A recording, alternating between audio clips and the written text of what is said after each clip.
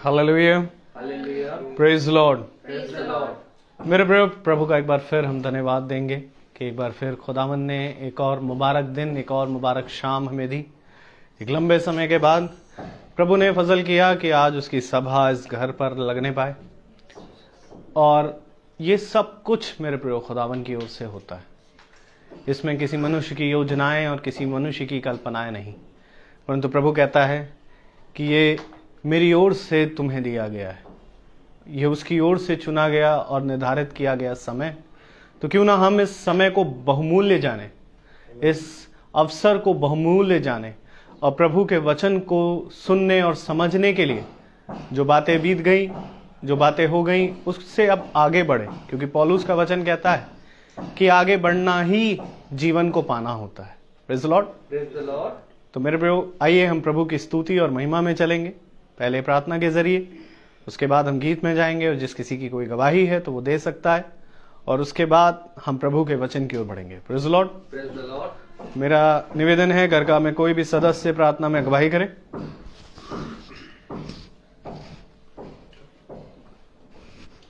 Hallelujah. खुदावंद ईश्वर से धन्यवाद करते हैं प्यारे प्रभु, आज के अच्छे दिन, अच्छे समय के लिए प्रभु जी। आपने हम सबों को नई करुणा के साथ नया दिन दिखाया प्रभु, अपने अनुग्रह में, अपने लहू में छिपा के रखा। ये आपकी महान प्रेम है, महान स्नेह है जो आपने हम जैसे लोगों से किया प्रभु। और स्पेशली मैं अपने लिए कहता हूँ कि मुझ जैसे निकम्मे और मक्कार शख्स से आपने इतना प्रेम किया खुदावन, कि आपने घोड़े से उठाकर खुदावन हमें उत्तम स्थान पर रख दिया प्रभु। धन्यवाद परमेश्वर। तमाम नाम धराइयों से हमें दूर किया खुदावन ईश्वर से, और हम पर बड़ी करुणा की और आदर और सम्मान दिया खुदावन ईश्वर से। आपका धन्यवाद करते हैं। सारा आदर महिमा के लायक आप हैं प्रभु। आज की आराधना प्रार्थना आपके हाथ में सौंपते हैं प्रभु। आपकी मर्जी पूरी हो, और जो कुछ भी हुआ आप ही के अनुसार हो, आप ही के द्वारा हो, आप ही की ओर से हो। सारा आदर महिमा आपको देते हैं। धन्यवाद के साथ प्रार्थना यीशु मसीह के नाम में मांगते हैं, आमीन। Praise the Lord. आइए हम गीत की ओर जाएंगे। Praise the Lord. हालेलुया।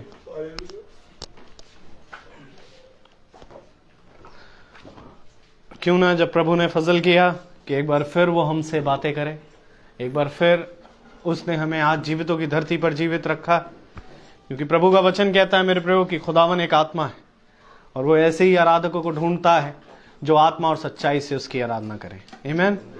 तो आइए हम गीत को गाएंगे, प्रभु का धन्यवाद करूंगा, गीत नंबर 14।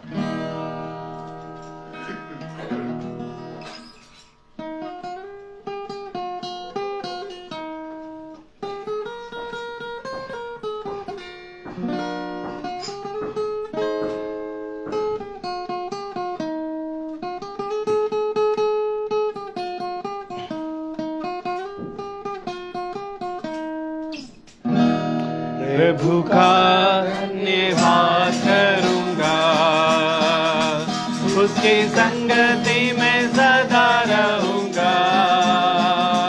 साथ चलूंगा मैं, जय जरूर पाऊंगा। साथ चलूंगा मैं, जय जरूर पाऊंगा। प्रभु का धन्यवाद करूंगा। न देगी मुझे दुनिया कभी भी कोई सुख और शांति आराम। न देगी मुझे दुनिया कभी भी कोई सुख और शांति आराम। मेरे यीशु के साथ संगति में सदा मिलती खुशी मुझको। तेरे यीशु के साथ संगति में सदा मिलती खुशी मुझको। प्रभु का धन्यवाद करूंगा मैं, उसकी संगति में सदा रहूंगा। साथ चलूंगा मैं, जय जरूर पाऊंगा। साथ चलूंगा मैं, जय जरूर पाऊंगा। प्रभु का धन्यवाद करूंगा। मेरी जिंदगी की हर परेशानी में खुल जाता है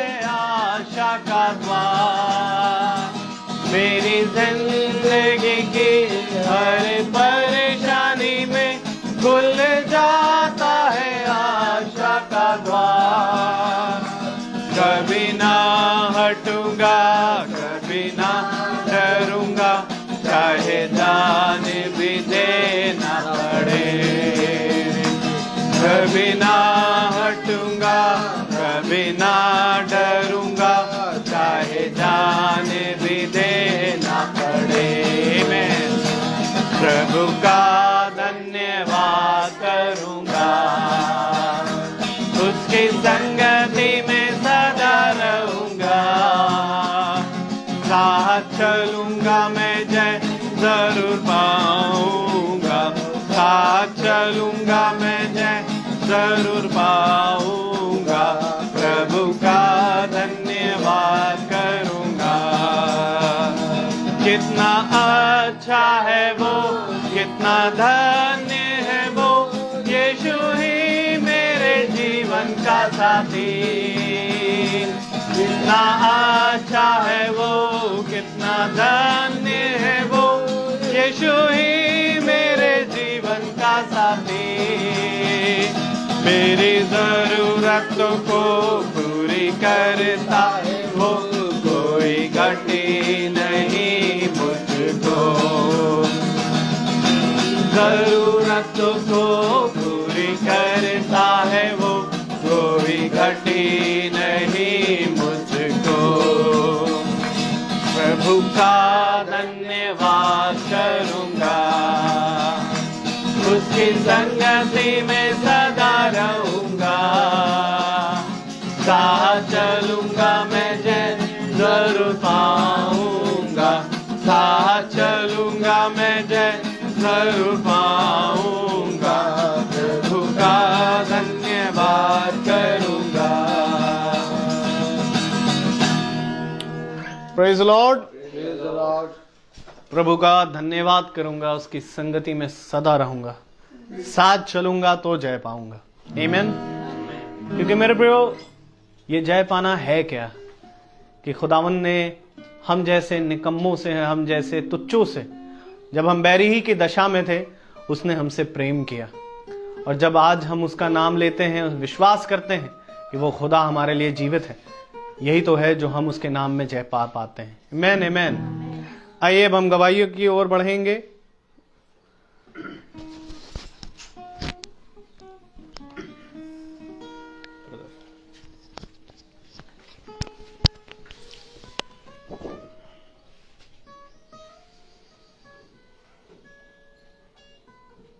प्रेज द लॉर्ड, हालेलुया। ये जो गीत हम लोग अभी गा रहे थे, गीत नंबर 14, यही मेरी गवाही है पूरी की पूरी। जब गा रहे थे मैं गौर कर रहा था, ये तो सारी लाइनें मेरे ही ऊपर हैं, क्योंकि 14 सितंबर 2021 14 सितंबर जब फादर का साया ऊपर से हटा, हाथ ऊपर से हटा, बीमार थे, तमाम परेशानियां थी, 1 साल झेला, करीब 8 महीने तो बहुत ज्यादा झेला, और आखिरी के 4 महीने तो बिल्कुल ही खतरनाक वाले थे, जिसमें रात और दिन सब हमारा बराबर था। लेकिन प्रभु का धन्यवाद, जब पापा का हाथ हटा तो उसके बाद ऐसा लगा कि सब कुछ जीरो हो गया। कोई रोजगार नहीं, कोई अर्निंग का सोर्स नहीं, क्योंकि उन्हीं में सारा समय जाता था। बाहर निकल नहीं सकता था, 10 मिनट के लिए खाली जाता था, कुछ काम हुआ 2 मिनट के लिए फटाक से आ जाता था घर, क्योंकि पल पल उनको जरूरत थी एक शख्स की, और वो मैं ही था, क्योंकि आगे पीछे कोई और नहीं। लेकिन प्रभु का धन्यवाद करते हैं, जैसे पापा का साया हटा, लगा था कि चारों तरफ घोर अंधकार छा गया। हम लोग एक बेड पे बैठे पूरा पूरा दिन कट जाता था, रात आ जाती थी, फिर सो जाते थे। कैसे होगा, आगे क्या होगा, कुछ नहीं पता, सब कुछ शून्य। लेकिन खुदा का धन्यवाद करता हूं, जिस दिन से मैसेज में आया हूं मैं 2014 में, तब से एक चीज सीखी कि खुदा शून्य में ही मिलता है। हालेलुया। खुदा नंबरों में 1 नंबर, 100 नंबर, हजारों में नहीं मिलता है, खुदा शून्यता में मिलता है। हालेलुया। जब हम शून्य होते हैं तब वो, क्योंकि एक दिन वो शून्य बनकर आ गया इस धरती पर, इसलिए कि जिस दिन हम शून्य हो तो वो हमारे लिए बरकत का बाइस बन के आता है। हालेलुया। और जब ये गीत गा रहे थे कि ना देगी मुझे दुनिया कभी भी, ना कोई सुख और ना कोई शांति और ना कोई आराम, सारे रिश्तेदारों जानने वालों ने हाथ हटा लिया, छोड़ दिया, फोन मिलाते फोन नहीं उठाते हैं, ना किसी ने आज तक हाल लिया, ना कैसे हो, कैसे खा रहे हो, पी रहे हो, जिंदा हो कि नहीं, किसी ने नहीं पूछा। लेकिन खुदा का धन्यवाद कि यीशु की संगति ही आखिरी में काम आई। हालेलुया। सारी संगतियां किनारे चली गई। 2 मिनट में बड़े बड़े दोस्त मैंने पाल रखे थे, सब किनारे हट गए। कहाँ गए पता नहीं। गधे के ऊपर से सर्किस, गधे के सर से सींग की तरह सब गायब हो गए। लेकिन बाद में ही आखिरी में एक ही चीज काम आई, वो है यीशु की संगति। हालेलुया। इसमें लिखा है गाने में, जो मेरे यीशु के संग धन्य संगति में सदा मिलती खुशी। और खुदावंद ने हमें खुशियों से भरा।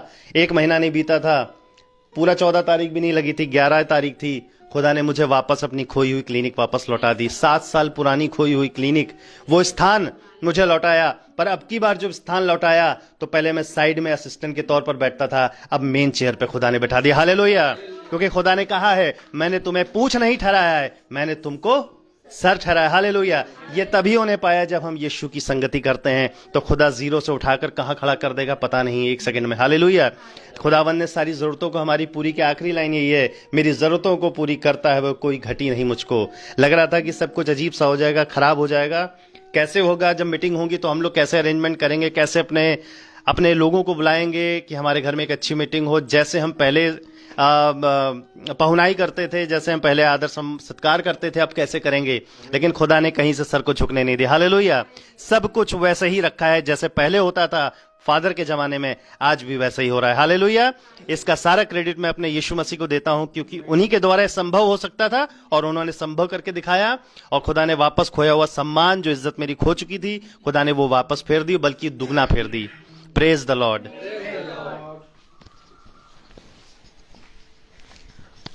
प्रभु का नाम मुबारक है। हम सच बात है कि नहीं जानते कि वो खुदा कितना अद्भुत है। वो हमारी योजनाओं से परे हमको हर एक बातों को देता है। आमीन। आइए कोरस की ओर हम जाएंगे, और कोरस मेरा आप सबसे निवेदन है कि हम स्थान पर खड़े होकर गाएंगे, फिर हम वचन को पढ़ेंगे और फिर वचन की ओर जाएंगे। आमीन।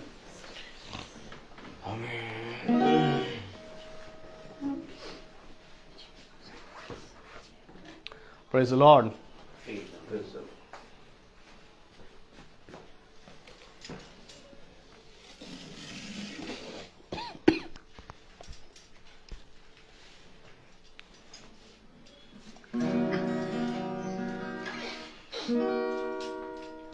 दस हुक्म दिए तुमने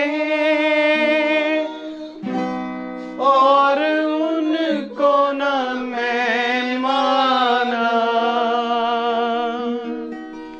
10 हुक्म दिए तुमने और उनको न मैं माना।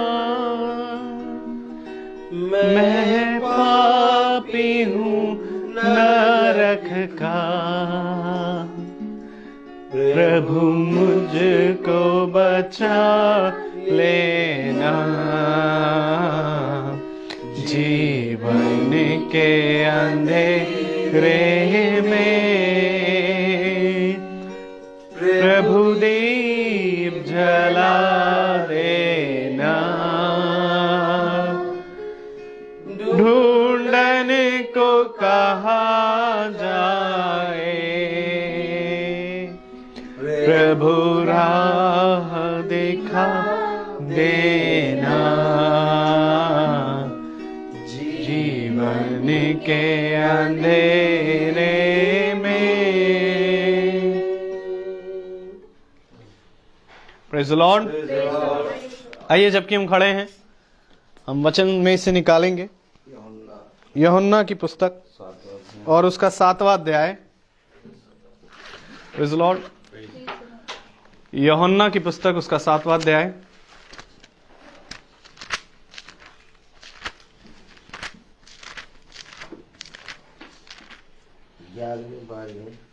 और 13 हम 11 से 13 आयत को एक साथ पढ़ेंगे। यूहन्ना 7, 11 से 13। John chapter 7 verse 11 to 13। हम सब पढ़ेंगे एक साथ। यहूदी पर्व में उसे यह कहकर ढूंढने लगे, वह कहाँ है? और लोगों में उसके विषय में चुपके चुपके बहुत सी बातें हुई। कुछ कहते थे वह भला मनुष्य है, और कुछ कहते थे, नहीं, वह लोगों को भरमाता है। तो भी यहूदियों के डर के मारे कोई व्यक्ति उसके विषय में खुलकर नहीं बोलता था। आमीन। खुदावन का वचन जो कि पवित्र है, इस पवित्र वचन को खुदा हम निकम्मों को समझने और उस पर चलने की सामर्थ प्रदान करे। आमीन। हम सब अपने स्थान में बैठ जाएं। देखो, एक समय आएगा जब मेरे विषय में चुपके चुपके चर्चा होगी और बहुत तेरे लोग मेरे बारे में तुमसे बहुत सी बातें आके कहेंगे, लेकिन धन्य वे जो मेरी संगति में हो लेंगे। बहुत से लोग मेरे विरोध में बातें करेंगे, बहुत से लोग मेरे विषय में बातें करेंगे, लेकिन एक भय होगा लोगों के बीच में, और वो भय होगा संसार का। जब वे संसार के भय में आएंगे तो वे मुझे ना पा पाएंगे, लेकिन जिस पल उन्होंने अपने जीवन से संसार का भय दूर कर देंगे वे मुझे देखेंगे। आमीन। देखिए मेरे प्यारे भाई बहनों, वचन जो कि जब ये पृथ्वी नहीं थी, बेडोल थी, तब से आज तक और सर्वदा बना रहेगा। आमीन। इस वचन को कोई भी हिला नहीं सकता, लेकिन तब भी मनुष्य ने इस वचन पे कान क्यों नहीं लगाया? क्या कारण हो गया कि मनुष्य ने अपने जीवन को ना पहचाना? आज एक बार फिर हम भाई विशाल के घर में खड़े हैं और प्रार्थना में हम सब एक आत्मा एक संगति में बैठे हैं। हर एक शख्स और हर एक जना यहाँ बैठा हुआ जानता है कि हम सब के जीवनों में एक बहुत बड़ा उतार और चढ़ाव आया, लेकिन उस उतार और उस चढ़ाव में खुदा ने हमारे जीवन को थामा। यही कारण था कि आज तक हम बने हुए हैं। लेकिन मेरे प्यारे भाई बहनों, क्या जिस रीति से खुदा ने हमें थामा है, क्या जिस रीति से खुदा ने अपने दाहिने हाथ से हमें थाम रखा है, क्या हमने कभी उसी रीति से खुदा के वचन को जाना? क्योंकि देखो, यूहन्ना उसका 7वां अध्याय और उसकी कौन सी आयत, 11, 12, 13 क्या लिखा है? पढ़े। यहूदी पर्व में उसे याद कर ढूंढने लगे, वह कहाँ है? और लोगों में उसके विषय में चुपके चुपके बहुत सी बातें हुई। ये सारी चीजें आज आपको दिखाई दे रही हैं। आज फिर एक बार लोग अपने पर्वों में, अपने त्योहारों में, अपने जीवन की खुशी में, अपने जीवन में ढूंढने लगे हैं खुदा को। लेकिन मेरे प्यारे भाई बहनों, ये खुदा सर्वदा हमारे साथ रहता है। लेकिन यहूदी खुदा को ढूंढने लगे। क्यों ढूंढ रहे हैं वे? अपना पर्व बनाओ, तुम उसको ढूंढ क्यों रहे हो? Praise the Lord. क्योंकि उस पर्व में खुदा आना नहीं चाहता था। आमीन। खुदा नहीं चाहता था आना उस पर्व में। खुदा उस पर्व में एकदम नहीं जाना चाहता था, लेकिन वो ढूंढ रहे थे और ढूंढते ढूंढते चुपके चुपके बातें करने लगे। और बातें करते करते कुछ ने कहा, क्या कहा? पढ़े। कुछ कहते थे वह भला मनुष्य है। कुछ कह रहे हैं वो भला है, कुछ कहते थे नहीं, वह लोगों को भरमाता है। कुछ कह रहे हैं वो भला है, कुछ कह रहे हैं वो भरमाता है, और ढूंढ सब रहे हैं और उसके विषय में चुपके चुपके बातें हो रही हैं। पहली बात, ढूंढा जा रहा है। दूसरी बात, उसके विषय में चुपके बातें हो रही हैं। तीसरी बात, कुछ कह रहे हैं वो भला है और कुछ कह रहे हैं वो भरमाता है। और पांचवी बात, तो भी यहूदियों के डर के मारे कोई व्यक्ति उसके विषय में खुलकर नहीं बोलता। कोई नहीं बोल रहा। आज वचन के बारे में कोई खुल के नहीं बोल रहा। सब जने कहीं ना कहीं इधर से पकड़ा उधर से पकड़ा उधर से पकड़ा बोल रहे हैं, लेकिन कोई खुल के नहीं बोल रहा। आज हमारे जीवन में भी ये गवाहियां, जो खुदा की गवाहियां होती हैं हमारे जीवन में, और वो गवाही ये होती है कि जिस रीति से तुम्हें खुदा ने अपने वचन को दिया, वैसे ही तुम इस वचन को ले जाके दूसरों तक बताओ। और जब ये गवाही हमारे जीवन में होती है और अगर हम नहीं देते हैं, तो हम, मेरे प्यारे भाई बहनों, खुदा के विषय में खुल के बात नहीं करते हैं। आज किसके विषय में खुल के बात नहीं हो रही मालूम? खुदावन यीशु मसीह के विषय में कहीं पर भी खुल के बात नहीं हो रही। उसके विषय में यहूदियों के डर से वो किसी भी तरह से खुल के बात नहीं करते थे। अब मैं आज आपसे पूछूं कि क्या हम आज किसी के भय में हैं? क्या आज आप और हम किसी खुदा को चुपके खुदा के विषय में बातें करते हैं, कि हमें आज अपने खुदा के विषय में खुल के बोलना है? अगर आज हम खुल कर नहीं बोलेंगे, कल वो हमारे लिए पिता के सामने हमारा इनकार कर देगा। इससे पहले कि वो पिता के सामने हमारा इनकार करे, हमें यहां पर उसके विषय में खुलकर गवाही देनी है। और गवाही ये है कि देखो, मैं चौराहे चौराहे में और घर घर जाकर खुदावन यीशु मसीह के नाम का प्रचार करूंगा। मैं तो सच कहता हूं कि मैं उसके विषय में चुप के नहीं और डर के नहीं, बल्कि उसके विषय में ये कह के बोलूंगा, वो मेरा प्रिय पिता है और वो मेरी सदा सुनता है। मैं तो सच कह रहा हूं मेरे भाई, प्यारे भाई बहनों। अब वो समय आ गया कि हमें इस वचन के बारे में, इस वचन को लेकर अपने जीवन में एक गवाह बन के चलना है। अब डरना नहीं है, अब चुप के बात नहीं करनी। अब या तो उसको भला मानो या तो उसको बुरा मानो। आमीन। अगर तुमने बुरा माना है तो तुम जाओ जाकर उसकी बुराइयों को ढूंढो। अगर तुमने भला माना है तो जाओ जाकर तुम उसकी भलाई को ढूंढो। कुछ तो करो। आमीन।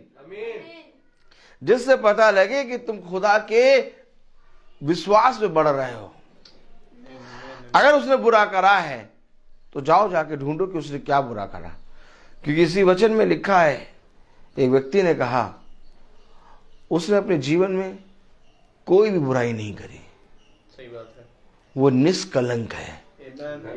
अर्थात उसके विषय में उसने बुरा ढूंढने की कोशिश करी, लेकिन कहीं पर भी बुरा नहीं मिला। ठीक इसी तरीके से आज तुम्हारे विषय में लोग बुरा करने की कोशिश करेंगे। ठीक इसी तरीके से आज तुम्हारे लिए लोग बुराई को ढूंढ के लाएंगे कि उसने कहीं ना कहीं कुछ ना कुछ तो बुरा करा होगा। लाओ हम इसकी बुराई को ढूंढ के लाएं और लोगों को बताएं, ताकि लोग जाने कि इसने क्या बुरा करा है। आपको मालूम है, लोग अच्छाई को ढूंढते हैं, लेकिन जिस पल तुम खुदा के वचन को जानोगे, उस पर लोग तुम्हारे अंदर की बुराइयों को ढूंढ के निकाल के लोगों के सामने रखेंगे। यीशु मसीह के बारे में क्या कहा गया? यीशु मसीह के बारे में कहा गया कि यदि इसने मृत्यु दंड के विषय में कुछ अपराध किया है तो इसका अपराध बताओ।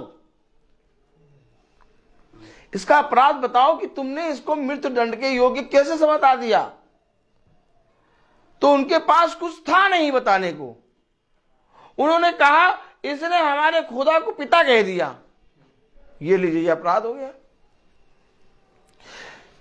क्या ये अपराध है खुदा को पिता कहना? उसका अपराध ये था कि इसने हमारे खुदा का निरादर कर दिया। इसने खुदा को पिता कह दिया। ये कहता है कि वो मेरा पिता है।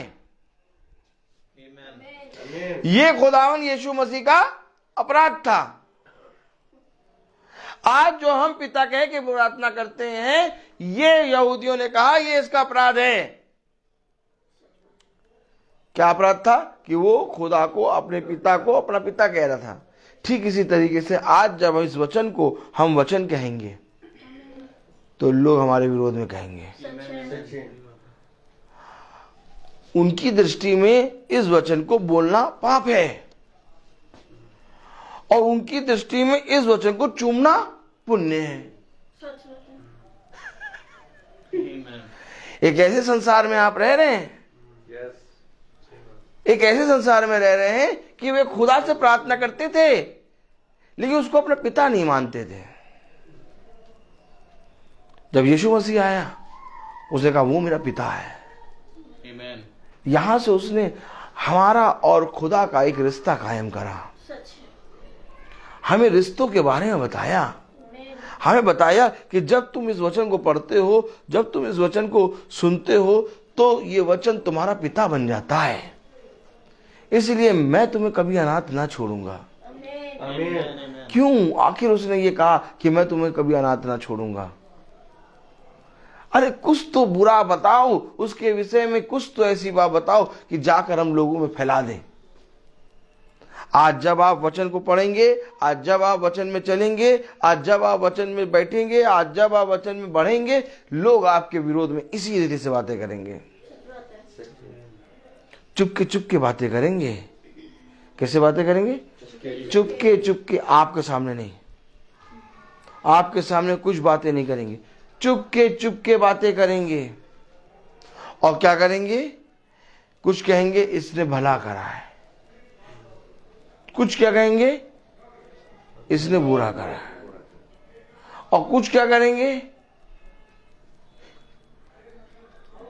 कुछ कहेंगे कि इनके डर, अर्थात यहूदियों के डर के कारण उसके विषय में कुछ ना कहो, चुप रहो।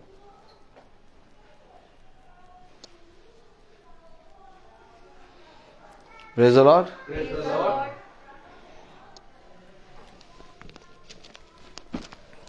पढ़े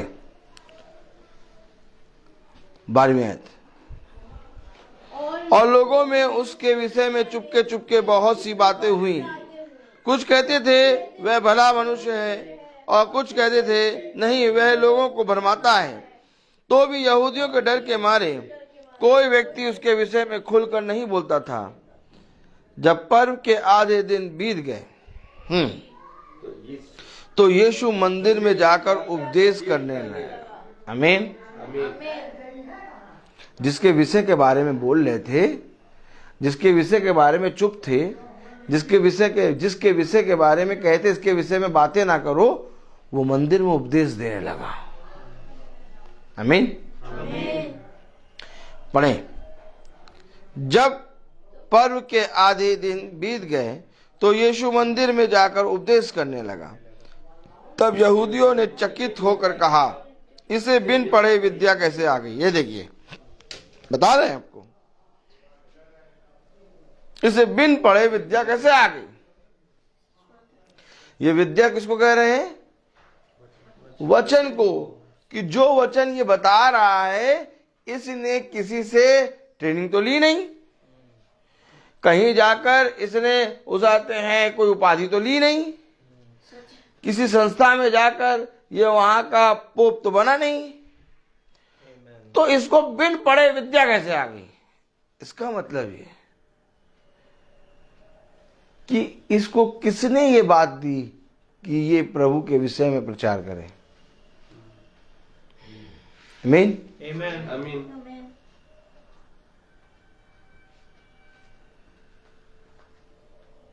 हालेलुया। हालेलुया।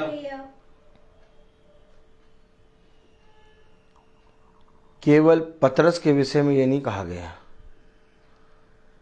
कि ये अनपढ़ और साधारण मनुष्य है, बल्कि यीशु मसीह के विषय में ये कहा गया कि इसे बिन पढ़े विद्या कैसे आ गई। अब एक ऐसे संसार में आज भी हम हैं जिसने यीशु मसीह को अनपढ़ कहा।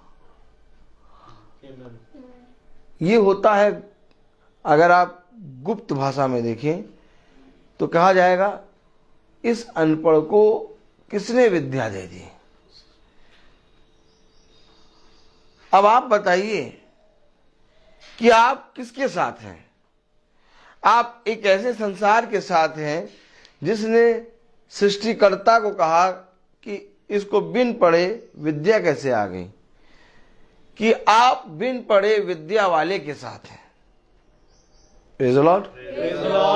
क्योंकि आज ये हमें पूरी रीति से अपने जीवन में ग्रहण करना है।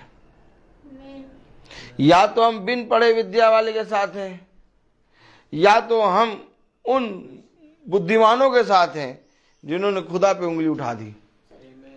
जैसे भाई ने भी गवाही दी कि वो शून्य में अपने आप को प्रकट करता है। क्यों आखिर वो शून्य बना? क्यों आखिर उसने अपने आप को शून्य बना दिया? ताकि जो बिना पढ़े लिखे थे, जो कुछ भी नहीं जानते थे, वो उसे पहचान लें। आज ये मीटिंग का मकसद क्या है? क्या है मकसद मीटिंग का? दो चीजें हैं, एक तो वचन है और एक संसार है। अब आज अगर हम संसार को प्रिय जानेंगे तो वचन हमसे छूट जाएगा, और अगर हम वचन को प्रिय जानेंगे तो ये संसार हमारे विरोध में बातें करेगा। कोई भी जना तुम्हारा साथ नहीं देगा। भाई ने सही कहा। भाई ने कहा जब मेरा पिता गया किसी ने मेरा साथ नहीं दिया। ये बात खुदावन यीशु मसीह जानता है। इस दुख के बारे में कि जब कोई अपना चला जाता है तो उसके जीवन कैसे सब हर एक जने के रहते हुए भी एक वीराना सा हो जाता है। जाके देखो सड़क पे कई लोग चल रहे हैं, हॉर्न, सब जगह नहीं मिल रही निकलने की, लेकिन तुम अकेले हो। तुम अपने घर में ऐसा लगेगा कि मैं अकेले हूं। इस अनाथपने को कौन दूर करेगा? जिसके विषय में लोग चुपके चुपके बातें करते हैं, जिसके विषय में लोग खुल के बोलना नहीं चाहते हैं। अगर खुल के बोलेंगे तो कहीं कोई उनको उनका विरोधी ना समझ ले। अब वो समय आ गया कि हम अपने खुदावन यीशु मसीह के विषय में खुल के बात करें। क्योंकि हमने देख लिया, हमने बहुत पकड़ना चाहा संसार की खुशियों को, संसार में अपने परिवार के सदस्यों को, लेकिन जितनी तेजी से हमने पकड़ना चाहा उतनी तेजी से हमारे हाथ से वो सब स्लिप हो गया। एक दिन आप अपने मुट्ठी के अंदर रेत ले लीजिए, और जितनी ज्यादा आप रेत अपनी मुट्ठी के अंदर भरेंगे उतनी जल्दी आपकी मुट्ठी खाली हो जाएगी। ये वही चीज है, एक भाव रह जाएगा चंद किनके, बाकी सब गायब। तब पता चलेगा हमने क्या कमाया। जिसके विषय में हम बोलते नहीं हैं, जिसके विषय में हम बोलने से डरते हैं, जिसके विषय में हम बात करने से घबराते हैं, जिसके विषय में हम सोचते हैं कि क्या हम इसके विषय में बात करें भी कि ना करें। अरे ये तो योग्य नहीं है, अरे ये तो योग्य है। आज ये वही वचन है, आज ये वही वचन है जिसको मनुष्य ने योग्य नहीं समझा। इसलिए मनुष्य आज हर तरह की बातें करेगा। आप किसी भी मनुष्य के सामने खड़े होकर वचन की बात करने लगे, आपसे वो हट जाएगा। क्यों हट जा रहा हो? वचन तो जीवन है। क्यों आखिर वचन को बोलने वाले को लोग पागल कहते हैं? आखिर क्यों, आखिर जो वचन का प्रचार करता है, आखिर क्यों जो वचन के बारे में बताता है, आखिर क्यों जो खुदा के वचन के प्रति ईमानदार होता है उसकी कोई सुनना नहीं चाहता। ठीक जैसे उस समय कोई नहीं सुनना चाह रहा था, वैसे यीशु मसीह के विषय में भी लोगों ने कहा इसके विषय में बात ना करो। Praise the Lord, hallelujah. हाँ, पढ़े जरा 15वीं आयत। तब यहूदियों ने चकित होकर कहा, इसे बिन पढ़े विद्या कैसे आ गई? यीशु ने उन्हें उत्तर दिया, मेरा उपदेश मेरा नहीं परंतु मेरे भेजने वाले का है। देखिए, तुरंत उसने अपने पिता के बारे में बोलना शुरू कर दिया। जब उन्होंने यीशु मसीह को कहा, इसे किसने आज्ञा दे दी, किसे बिना पढ़े विद्या कैसे आ गई? यीशु ने कहा, ये उपदेश जो मैं दे रहा हूं ये मेरा नहीं है। आखिर यीशु मसीह ने ये क्यों कहा? कि यीशु ने उन्हें उत्तर दिया, मेरा उपदेश मेरा नहीं परंतु मेरे भेजने वाले का है। क्यों? क्योंकि यीशु मसीह जानता है कि एक दिन कई प्रचारक आके प्रचार करेंगे, और जब प्रचारक प्रचार करता है तो वो वचन जो खुदावन का वचन है वो प्रचारक का नहीं होता। आमीन। प्रचारक भेजा गया होता है और देने वाला पिता होता है। आमीन। इसलिए खुदा कह रहा, ये जो मैं बातें बता रहा हूं ये मेरा नहीं, ये मेरा उपदेश मेरा नहीं परंतु मेरे भेजने वाले का है। आमीन। यदि कोई उसकी इच्छा पर चलना चाहे, पढ़े, यदि कोई उसकी इच्छा पर चलना चाहे तो वह इस उपदेश के विषय में जान जाएगा कि यह खुदा की ओर से है या मैं अपनी ओर से कहता हूँ। ऐसे नहीं जान पाओगे। ये तब जानोगे कि ये खुदा की ओर से कि ये मेरी ओर से है। कब जानोगे? उसकी इच्छा जब उसको इच्छा पर चलना शुरू करोगे। पर चलना चाहे।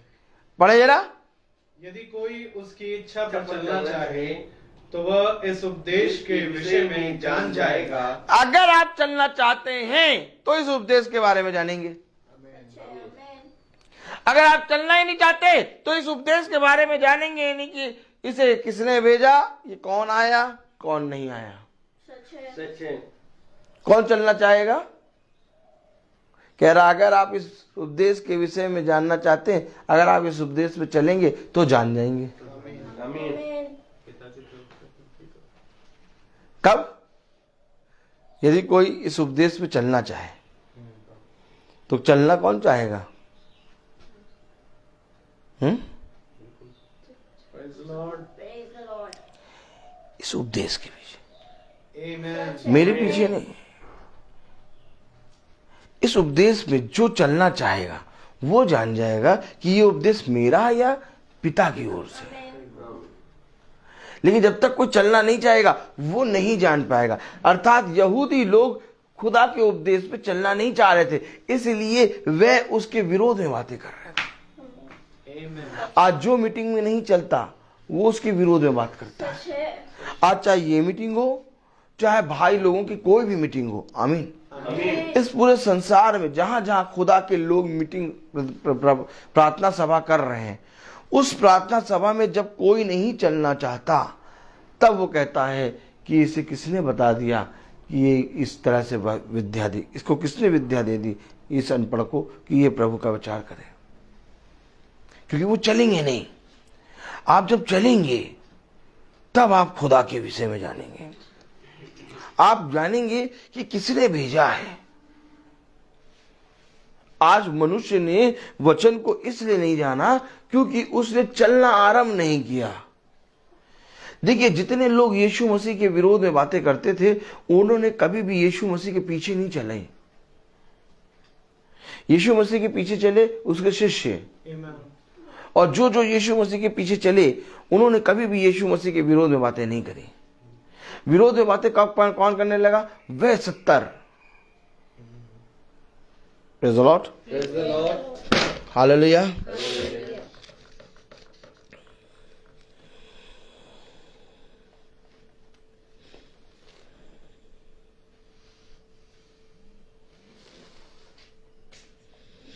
पढ़े जरा यूहन्ना 6। अब देखें, थोड़ा सा देखें जरा यूहन्ना 6 अध्याय 6 अध्याय। एक मिनट ये आयत पढ़ो जरा, 7वां अध्याय उसकी कौन सी आयत थी? चलने के विषय में अभी जो पढ़ी थी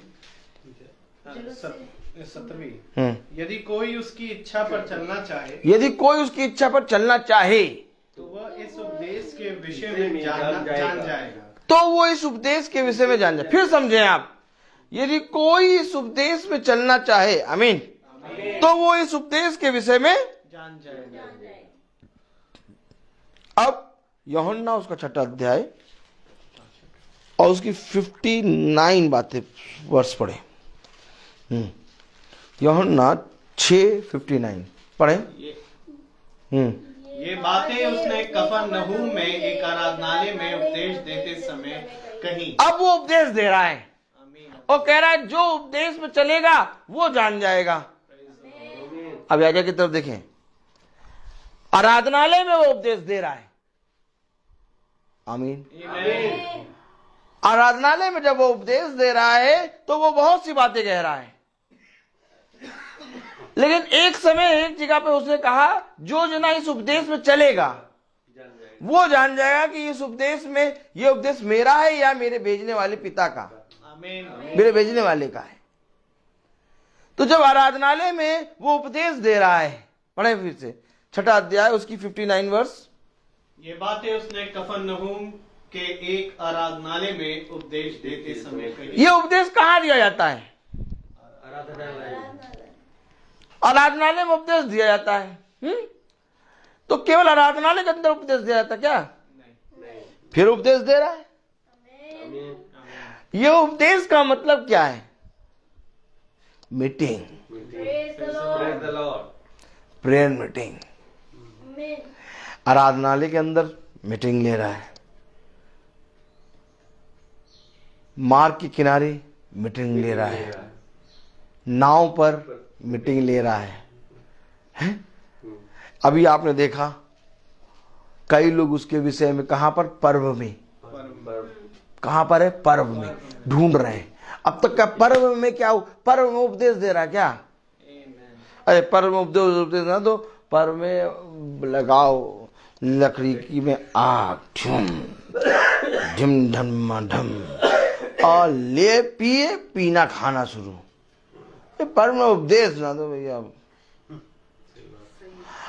एक आत्मा देखा आपने?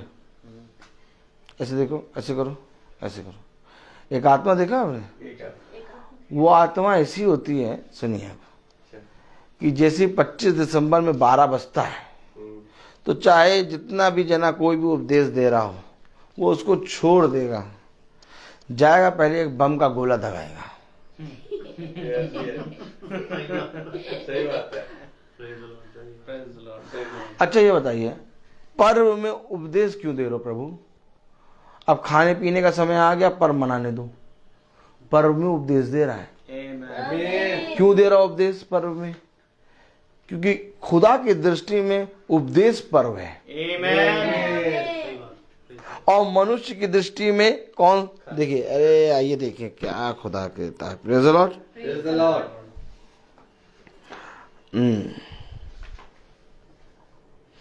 ये कौन सा पर्व है? यहूदियों का झोपड़ियों का पर्व निकट था।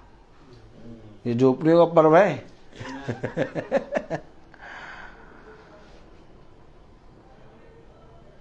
ये झोपड़ियों के पर्व में उपदेश दे रहा प्रभु।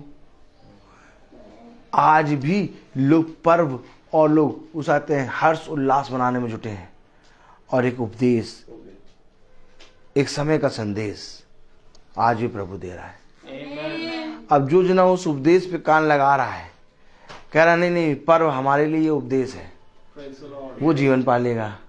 और जो कहेगा नहीं नहीं हमको बम का गोला फोड़ना है, अब बोतल लेके आए,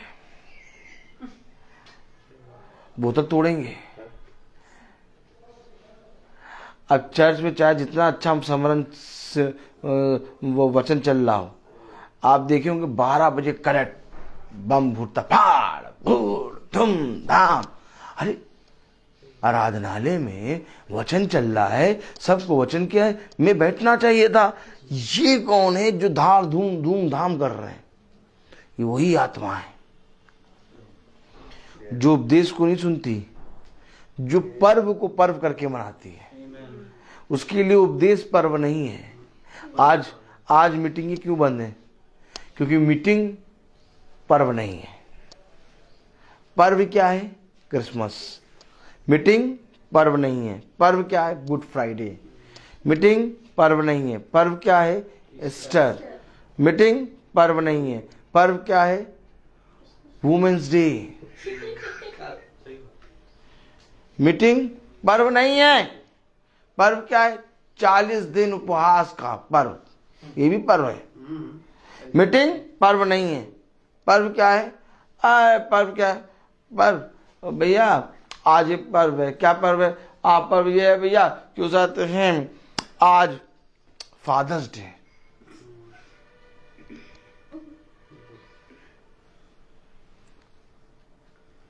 अगर पर्व में उपदेश हो रहा है,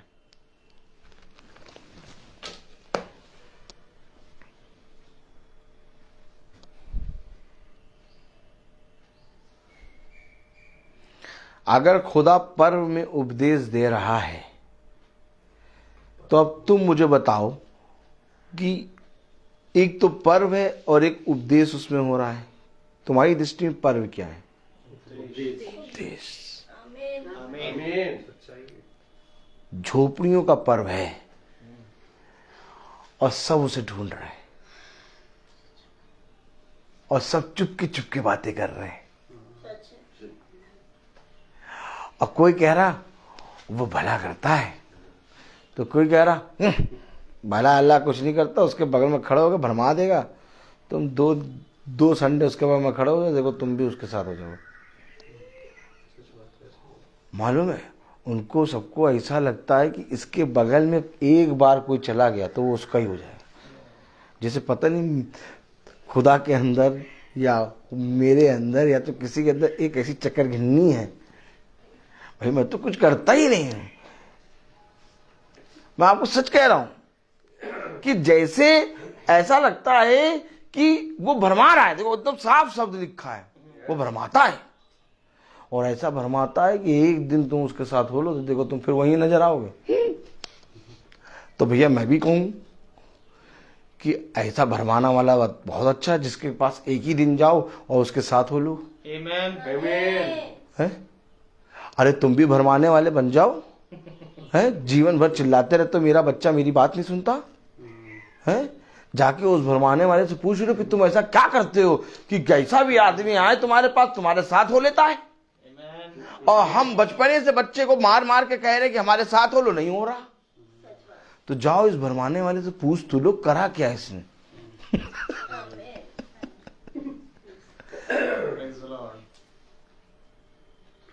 यीशु मसीह को लोग कहते हैं भरमाने वाला। और अगर आपके विषय में पीठ पीछे कोई कहता है भरमाने वाला, तो यानी आपका स्वभाव यीशु मसीह की तरह मिल रहा है। क्योंकि यीशु मसीह में ये सामर्थ थी कि वो एक बार में मनुष्य को खींच लेता था। सालों दुष्ट आत्मा के साथ पूरा पैसा खर्च कराया, उड़ाओ पुत्र, लेकिन एक बार में खींच लिया यीशु मसीह। ये भरमाने वाले की था सामर्थ। तो भैया वो पर्व में उपदेश दे रहा, तो जब उपदेश दे रहा तो यूहन्ना उसको 6 अध्याय उसकी 59 आयत में क्या लिखा? कफरनहूम में ये बातें उसने कफरनहूम के एक आराधनालय में उपदेश देते समय कही। हाँ, उसके चेलों में से बहुतों ने ये सुनकर कहा ये कठोर बात है, अरे इसे कौन सुन सकता है। ये देखिए उसने कहा कि जो इस उपदेश में चलता है चलेगा वो ये जान जाएगा कि ये बातें मेरी हैं या मेरे भेजने वाले की, जो इस उपदेश में चलेगा। अब जब उसने उपदेश दिया तो लोगों को कठिन लगी, कठोर लगी। कहा ये बातें भैया ऐसी कठोर बातें कौन सह सकता है, कौन सुन सकता है, क्यों? और ये कौन कह रहे मालूम? पढ़ो तो जरा। लेकिन उसके चेलों में से बहुतों ने ये सुनकर कहा कि ये बात नागवार है और कौन सुन सकता है। बताइए, किसी और ने नहीं कहा, चेलों में से उसके चेलों में से कहा है। आज कोई और तुम्हें भरमाने वाला नहीं कहेगा। आज कोई और तुम्हारे विषय में बातें नहीं करेगा। बातें करेंगे कौन? वे जो बाइबल को अपने हाथों में पकड़ के बैठते हैं।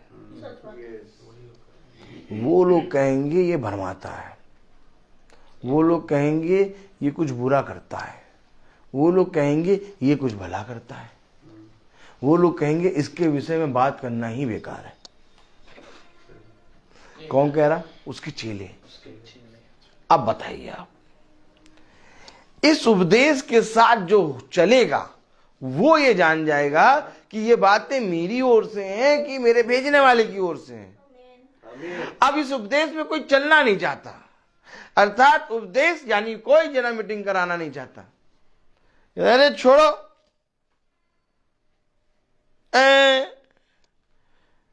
मीटिंग नहीं। क्यों? अरे भैया मीटिंग नहीं करेंगे। क्यों?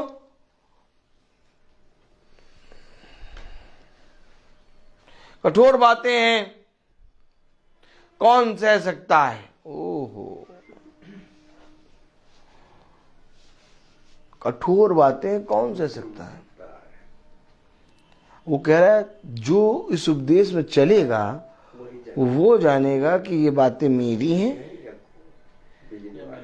या मेरे भेजने वाले की। जो बोल रहा होता है लोग सोचते हैं इसकी है, ये कहता है, ये कहता है ये। अच्छा, ये जानते नहीं कि ये जो कह रहा है ये नहीं कह रहा, ये भेजने वाला कह रहा है। अच्छा, ये इसलिए नहीं जानते क्योंकि उपदेश में चलते नहीं है। इनके लिए उपदेश नहीं पर्व है, इनके लिए पर्व है। बाइबल एक ऐसी सच्ची बात बताती है कि जिसे कोई मनुष्य झुठला नहीं सकता। आज आपको मालूम है, आप सोचते हैं, सब जने देखें आजा की तरफ, आप सोचते हैं कि इस भाई को वचन नहीं मालूम, ठीक? आप सोचते हैं इस बहन को वचन नहीं मालूम, ठीक? आप सोचते हैं उस बहन को वचन नहीं मालूम, लेकिन आप बिलीव करिए, सबको मालूम है कि वचन जब पढ़ते तो वचन में बहुत कठोर कठोर बातें लिखी हैं। इसलिए कोई पढ़ना ही नहीं चाहता, न जानो और न परेशान हो। आप बाइबल क्यों नहीं कोई पढ़ना चाहता? अरे बाइबल पढ़ोगे जानने लगोगे, कठिनाई होने लगेगी, फिर कहोगे ये ऐसे नहीं, ऐसे होता, ये ऐसे नहीं। चुपचाप ना पढ़ो, बस चुपचाप जैसे जहां पर कहें यहाँ पर टेको वहाँ टेक दो, जहाँ पर कहें वहाँ पर उठो वहाँ पर उठ जाओ, जहाँ पर कहें यहाँ गिर जाओ वहाँ गिर जाओ, जहाँ कहें यहाँ झुको वहाँ झुक जाओ, यहाँ कहें वहाँ खड़े हो जाओ वहाँ खड़े हो जाओ, बस ये ठीक है। अब इसको पढ़ोगे तो तुम कहोगे नहीं नहीं हम नहीं झुकेंगे, इसको पढ़ोगे कहोगे नहीं नहीं हम क्यों टेकें भैया, इसको पढ़ोगे तो कहोगे नहीं नहीं नहीं नहीं नहीं नहीं हम नहीं, यहाँ नहीं गिरेंगे। भाई उपदेश की बातें, वचन क्या कहा उस अब्राहम ने उस धनी व्यक्ति से?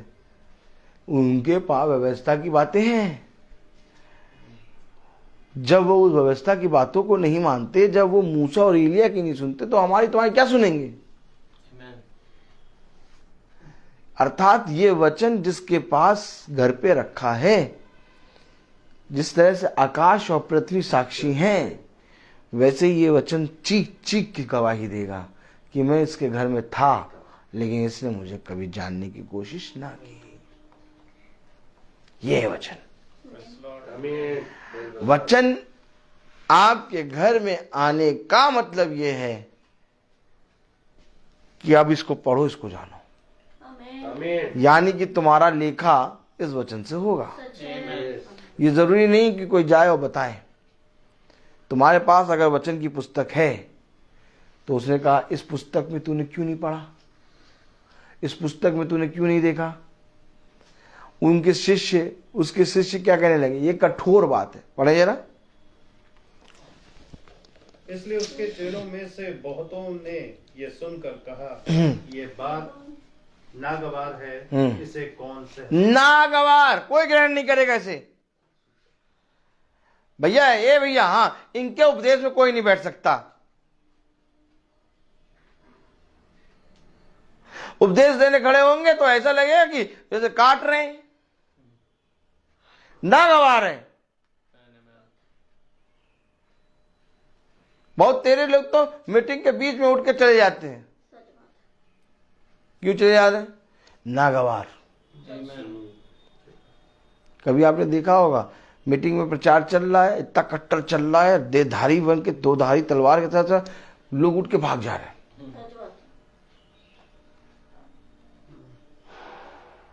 और उनको चैन कहां मिलेगा? गली में टहलेंगे।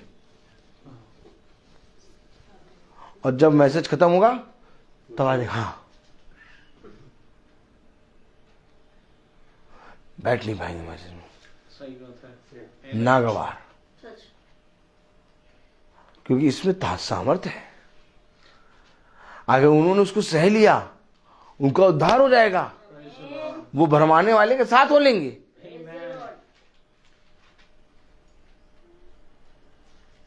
वो भरमाने वाले के साथ हो लेंगे। क्या कारण है आज? क्या कारण है आज? कि जो जो वचन जानता है उसके अगल बगल कोई नहीं दिखता। कोई नहीं देखेगा उसके अगल बगल। और जो चुगली करता, डींग मारता, बुराई करता, वचन की पुस्तक को ले लेगा और इसके उसको उड़ाते हैं, वचन को लेके अपने आप को एक धार्मिक आत्मा में बदल के चलेगा, उसकी सब सुनेंगे। ढेरों लोग उसके पीछे पीछे लगे रहेंगे। क्यों? क्यों ये ढेरों लोग उसके पीछे लगे? क्योंकि सुअर झुंड में आता है। याद रखिए, ये ढेरों लोग जो हैं ये सुअर है। सुअर झुंड में आता है और शेर झुंड में नहीं आता। वो एक जगह खड़ा हो जाता है, ये सारे सुअर भागते हैं। कहां पर? गंदे पानी की तरफ। क्या हम उसी में फिर से लोटपोट होके अपने आप को समझाएंगे, नहीं नहीं नहीं नहीं, हम शेर हैं।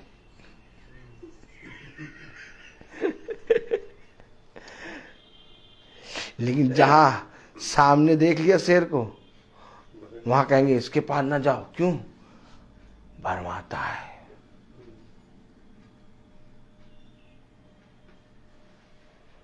पता नहीं कैसी छलांग लगा दे कि तुम भी इसकी छलांग के साथ चले जाओ। फिर हम लाख बुलाते रहेंगे, तुम नहीं आओगे। पढ़े जरा आगे।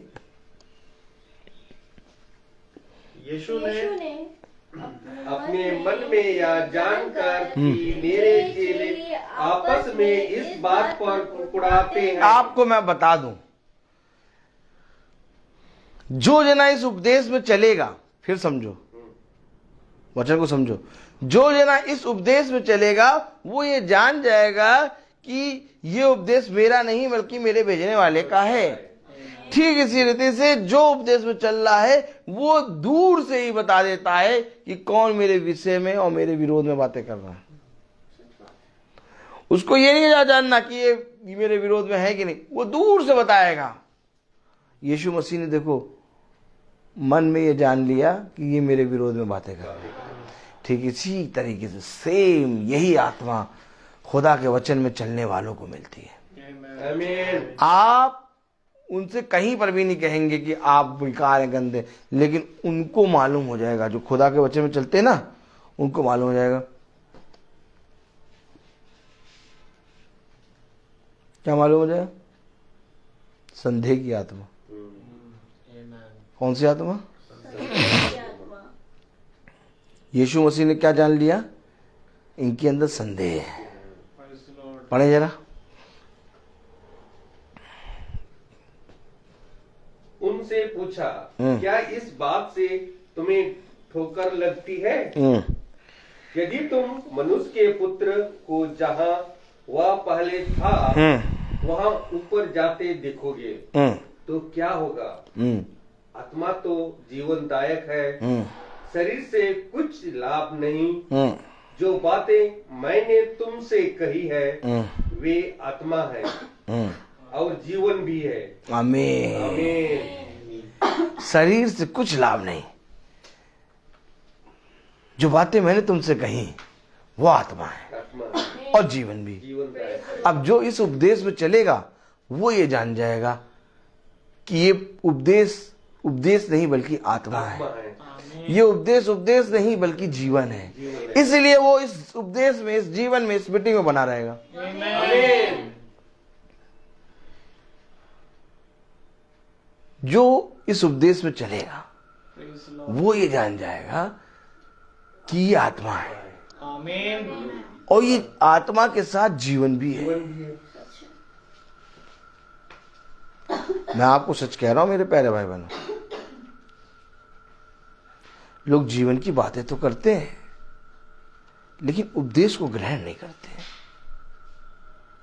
प्रभु यीशु मसीह ने आके उपदेश दिए, प्रभु यीशु मसीह ने आकर प्रचार किया आमीन। ताकि तुम इस उपदेश पे चलो। इसीलिए उसने उस धनी व्यक्ति से कहा मेरे पीछे हो ले। क्यों मेरे पीछे हो ले?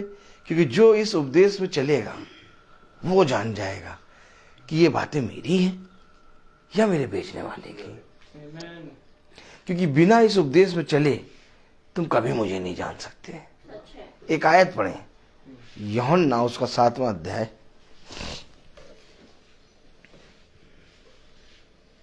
17वीं और 18वीं आयत पढ़। 17वीं पढ़े पहले। कोई उसकी इच्छा पर चलना चाहे तो वो इस उपदेश के विषय में जान जाएगा कि ये खुदा की ओर से है या मैं अपनी ओर से कहता हूँ। जो अपनी ओर से कुछ कहता है वह अपनी बढ़ाई चाहता है, परंतु जो अपने भेजने वाले की बढ़ाई चाहता है वही सच्चा है और उसमें अधर्म नहीं। सत्य को जानोगे तो सत्य तुम्हें स्वतंत्र करेगा। तो सत्य है क्या? जो अपनी बढ़ाई नहीं करता, आमीन। जो भेजने वाले की बढ़ाई करता है उसमें अधर्म नहीं, वो सत्य है। आमीन। कौन सत्य है? जो भेजने वाले की बढ़ाई करता है। Praise the Lord.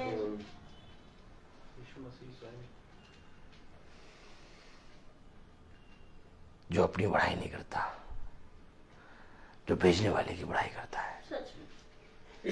एक बार फिर से हमें अपनी बातों को पीछे और खुदा के उपदेश को, खुदा के सुसमाचार को आगे करना है। आमीन।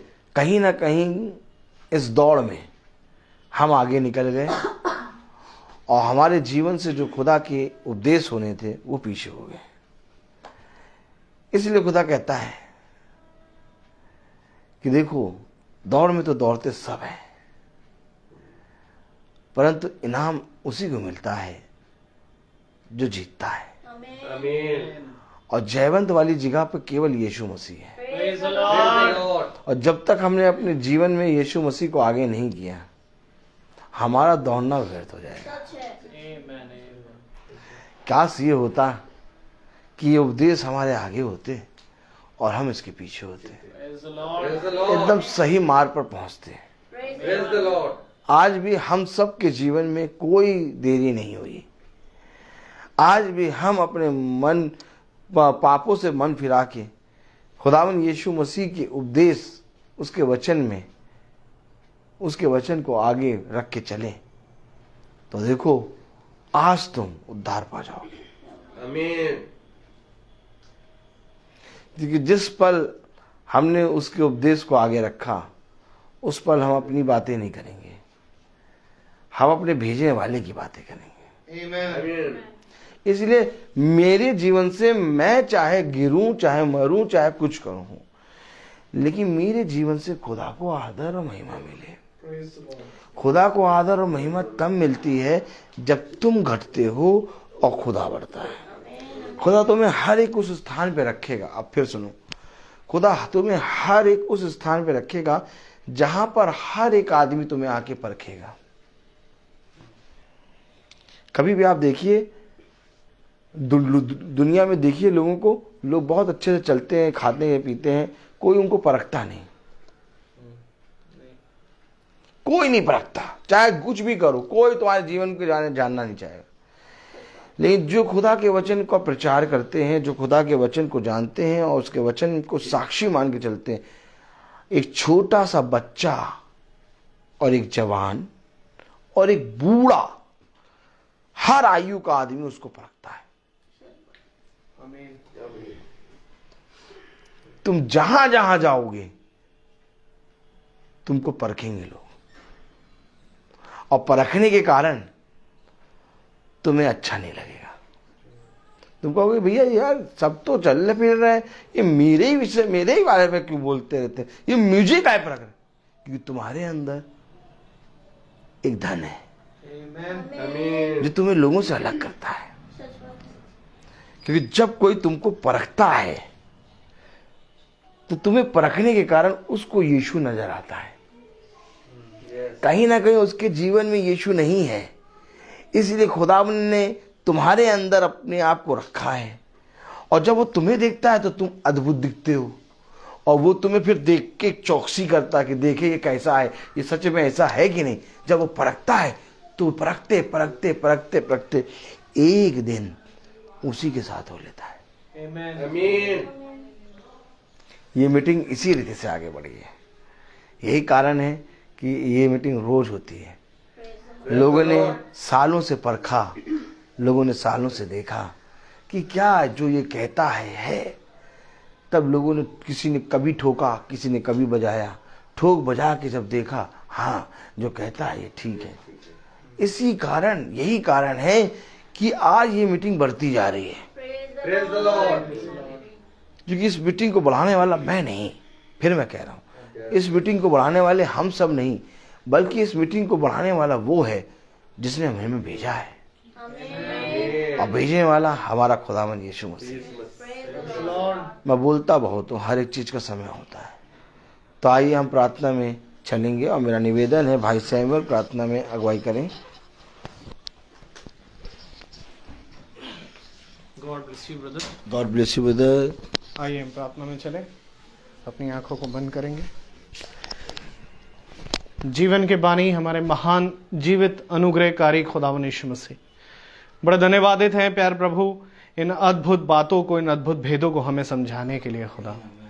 हाँ प्यारे खुदावन, जिस प्रकार से झोपड़ियों के पर में लोग तुझे ढूंढ रहे थे प्यार प्रभु, मैं जानता हूं इसी रीति से एक और झोपड़ी का पर्व मनाया जाएगा खुदावन, जहां तेरे ये प्यार प्रभु लोग जो उत्पत्ति से खुदावन तेरे विचारों में चुने गए खुदावन, वो प्यार प्रभु इस देह को छोड़कर प्यार प्रभु उस देह में बदल जाएंगे खुदावन। हाँ प्यार प्रभु, उस समय भी लोग खुदावन बातें बहुत सी करेंगे, कई विरोध की करेंगे और कई साथ की करेंगे, परंतु मैं जानता हूं खुदावन कि जिस रीति से खुदावन आज हम आपके साथ चलते हैं खुदावन प्यार प्रभु, उसी रीति से खुदावन आप प्यार प्रभु हमें यहां से उठाएंगे खुदा। मैं दुआ करता हूं खुदावन कि काश हम सब प्यार प्रभु इस समय में, जबकि देर नहीं है खुदावन, क्योंकि आपका वचन कहता है प्यार प्रभु कि यदि कोई पापी अंत के समय में भी अपने मार्ग से फिरे तो तू उसे बचाता है खुदा। मैं दुआ करता हूं खुदावन पिता कि आप प्यार प्रभु हमें हर समय अपने हर एक निकम्मे कामों से फिरने का मौका दे खुदा, और प्यार प्रभु वो मौकों को हम प्यार प्रभु यूं ही ना तुच्छ जाने खुदा। होने दे प्यार प्रभु कि इन बातों को हम समझे, इन वचनों के भेदों को, इन वचनों की प्यार प्रभु प्रकाशनों को हम जाने, और प्यार प्रभु होने दे कि हम वो करें, वो देखें, वो बोले जो खुदावन आप चाहते हैं, और वो ना करे खुदावन जो प्यार प्रभु हम चाहते हैं खुदा। दुआ करता हूं खुदावन पिता कि जबकि इस घराने पर खुदावन आपकी ये मर्जी हुई कि इन बातों की समझ प्यार प्रभु आपने प्यार प्रभु इस घराने पे एक बार फिर खोली, इस घराने का प्यार प्रभु आप ही उद्धार करें।